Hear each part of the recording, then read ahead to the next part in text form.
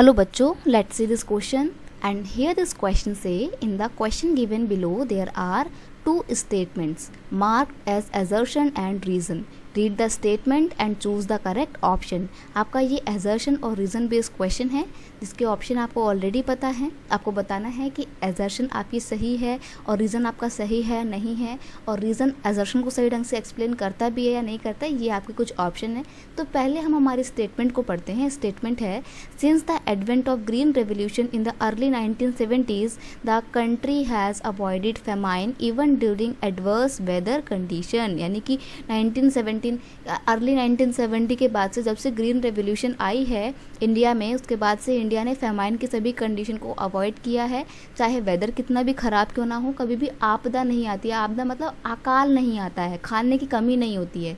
Reason है, India is aiming at self sufficiency in the food grains since the independence. और आज़ादी के बाद से भारत लगातार सेल्फ सफिशिएंसी की ओर जोर दे रहा है. सेल्फ सफिशिएंसी का मतलब है कि अपने आप में आत्मनिर्भर बन रहा है. फूड ग्रेन्स की जो रिक्वायरमेंट है उसको फुलफ़िल करने के लिए हम किसी और के ऊपर डिपेंडेंट नहीं हैं. तो बेसिकली हम यहाँ पर बात करेंगे ग्रीन रेवोल्यूशन की, क्योंकि ग्रीन रेवोल्यूशन से जुड़ा हुआ है आपका self sufficiency in the food grains. तो क्वेश्चन का की कॉन्सेप्ट है ग्रीन रेवोल्यूशन.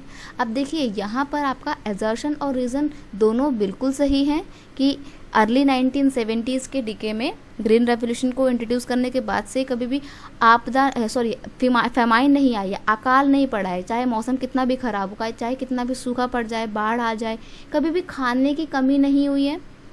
क्यों नहीं हुई है? क्योंकि आज़ादी के बाद से लगातार भारत का यही एक जोर रहा है या यही एक उद्देश्य रहा है कि हमारे को सेल्फ सफिशिएंट बनना है. तो आपका एजर्शन रीज़न दोनों बिल्कुल सही है और रीज़न एजर्शन को सही से एक्सप्लेन करता है.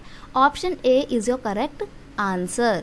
अब देखिए थोड़ा सा हम ग्रीन रेवोल्यूशन की बात करें तो ये क्या था, the introduction of highly yield variety of seeds, यानी कि HYV सीड्स की जो हमने HYV सीड्स जो थे high yielding variety of seeds का इस्तेमाल किया था.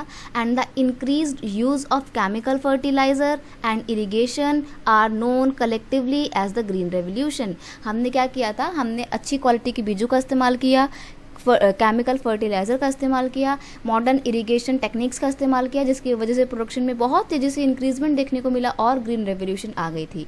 During the green revolution heavy increase in the production of wheat and rice was noted. यानी कि ग्रीन रेवोल्यूशन के बाद से लगातार कंट्री ने क्या नोट किया है, प्रोडक्शन में बहुत ज़्यादा हैवी इंक्रीज आया है, और प्रोडक्शन में भी किसकी, स्पेशली व्हीट एंड राइस के प्रोडक्शन में.